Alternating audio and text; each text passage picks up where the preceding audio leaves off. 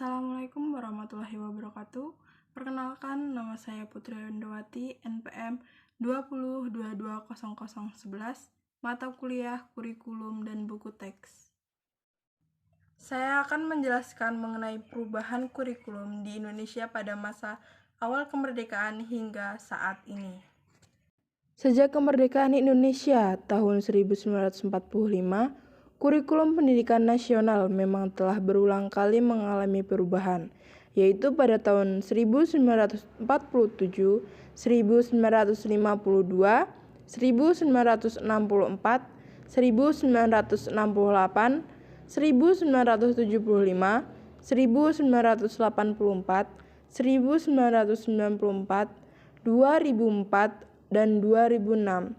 Serta yang terbaru adalah kurikulum 2013. Perubahan tersebut merupakan konsekuensi logis dari terjadinya perubahan sistem politik, sosial budaya. Namun, dari semua perubahan tersebut, kurikulum pendidikan nasional dirancang berdasarkan landasan yang sama, yaitu Pancasila dan Undang-Undang Dasar Negara Republik Indonesia tahun 1945.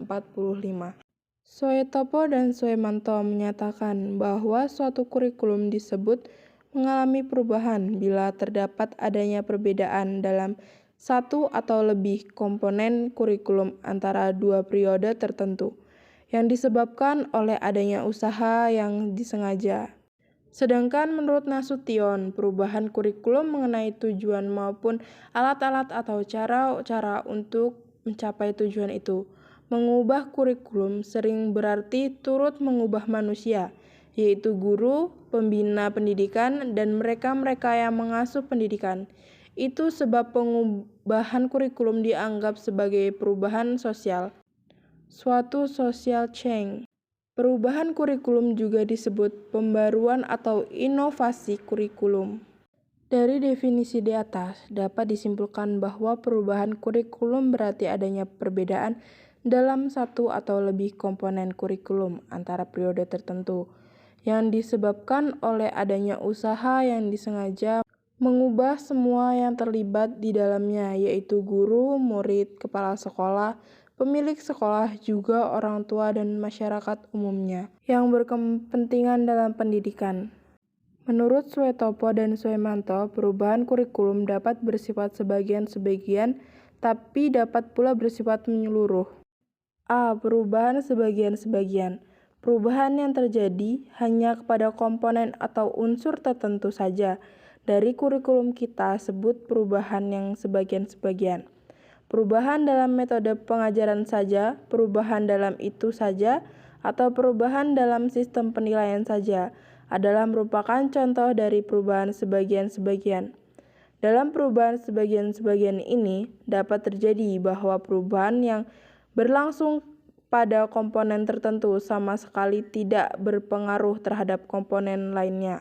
Sebagai contoh, penambahan satu atau lebih bidang studi ke dalam suatu kurikulum dapat saja terjadi tanpa membawa perubahan dalam cara atau metode mengajar atau sistem penilaian dalam kurikulum tersebut. B. Perubahan menyeluruh.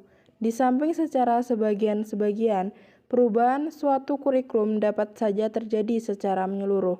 Artinya, keseluruhan sistem dari kurikulum tersebut mengalami perubahan mana tergambar baik di dalam tujuannya, isinya, organisasi, dan strategi dan pelaksanaannya.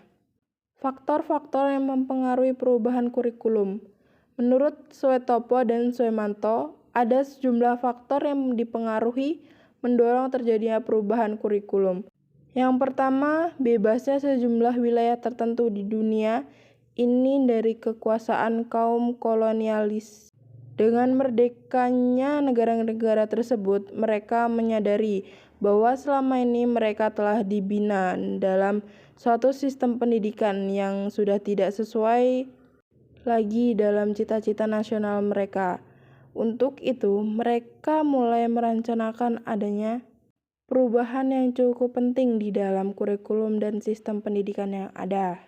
Yang kedua, perkembangan iptek yang pekat sekali. Di satu pihak, perkembangan dalam berbagai cabang ilmu pengetahuan yang diajarkan di sekolah menghasilkan diketemukannya teori-teori yang lama. Di lain pihak, perkembangan di dalam ilmu pengetahuan psikologi, komunikasi, dan lain-lainnya menimbulkan diketemukannya teori dan cara-cara baru di dalam proses belajar mengajar. Kedua perkembangan di atas dengan sendirinya mendorong timbulnya perubahan dalam isi maupun strategi pelaksanaan kurikulum. 3. Pertumbuhan yang pesat dari penduduk dunia. Dengan bertambahnya penduduk, maka makin bertambah pula jumlah orang yang membutuhkan pendidikan. Hal ini menyebabkan bahwa cara atau pendekatan yang telah digunakan selama ini dalam pendidikan perlu ditinjau kembali dan kalau perlu diubah agar dapat memenuhi kebutuhan akan pendidikan yang semakin besar. Sekian dari saya akhiri. Wassalamualaikum warahmatullahi wabarakatuh.